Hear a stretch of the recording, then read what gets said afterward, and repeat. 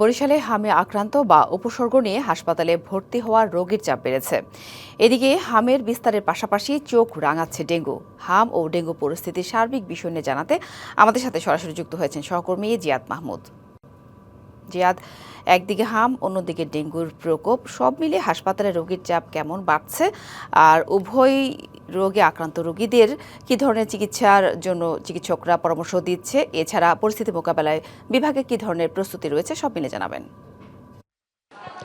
সাথী, একদিকে যেমন হামের উপসর্গ নিয়ে আসা রোগীর সংখ্যা হাসপাতালগুলোতে বাড়ছে, তেমনি দীর্ঘায়িত হচ্ছে উপসর্গ নিয়ে কিংবা শনাক্ত হয়ে মৃত্যুর সংখ্যাও বেড়েছে বরিশাল বিভাগ জুড়ে। আমরা এখন শেরেবাংলা মেডিকেল কলেজ হাসপাতালে রয়েছে। এখানে সার্বিক চিত্র যদি একটু দেখাই আপনাকে, এখানে স্থান সংকুলন না হয় মেঝেতে জায়গা করে নিয়েছেন অনেকে, এবং গত 24 ঘন্টায় হামের উপসর্গ নিয়ে হাসপাতালে ভর্তি হওয়া রোগীর সংখ্যা জানিয়ে রাখি সেটি হচ্ছে 15 জন, এবং এ নিয়ে এই পর্যন্ত আজকের দিন পর্যন্ত মোট 94 জন ভর্তি রয়েছেন এই শেরেবাংলা মেডিকেল কলেজ হাসপাতালে। পাশাপাশি এই হাসপাতাল ছাড়া বিভাগের অন্য হাসপাতালের চিত্র কিন্তু একই রকম। আমরা যতদূর জানতে পেরেছি যে এখন পর্যন্ত হামের উপসর্গ এবং শনাক্ত হয়ে মোট 21 জন মারা যাওয়ার তথ্য আমরা জানতে পেরেছি। পাশাপাশি আক্রান্তের সংখ্যা যদি বলি, আক্রান্ত সংখ্যা শনাক্ত হওয়া এবং উপসর্গ নিয়ে যে আশা হাসপাতালের রোগীর সংখ্যা কিন্তু 2500-এর উপরে। মোটামুটি বলা যায় যে একটা রীতিমতো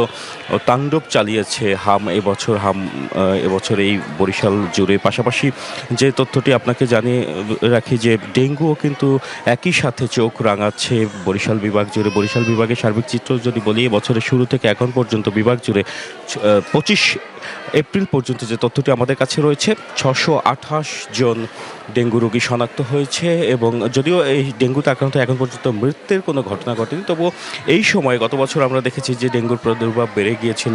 তো একই সময়ে কিন্তু চোখ রাঙাচ্ছে ডেঙ্গু। পাশাপাশি এখানে যে বড় সংকট হাসপাতালগুলোতে, সেই সংকটের মধ্যে অন্যতম হচ্ছে স্থান।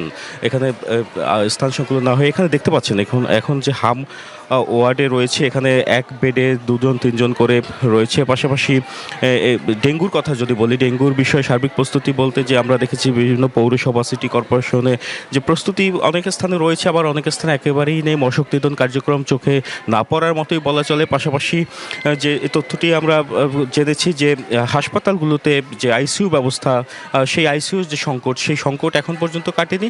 যদিও স্বাস্থ্য বিভাগ আমাদের জানিয়েছে যে দ্রুত সময়ে চিকিৎসক সংকট সহ আইসিইউ সংকট নিরসনে তারা কাজ করছেন। আমরা গতকালও দেখেছি যে স্বাস্থ্য বিভাগের অতিরিক্ত সচিব খোরশেদুল আলম এসেছিলেন। তিনি বলেছেন যে হামের যে প্রাদুর্ভাব সেটি দ্রুতই কেটে যাবে। পাশাপাশি যে সার্বিক হাসপাতাল সময় সার্বিক যে ব্যবস্থাপনা, সেই ব্যবস্থাপনা কীভাবে উন্নতি করা যায় সে বিষয়ে তারা কাজ করছেন।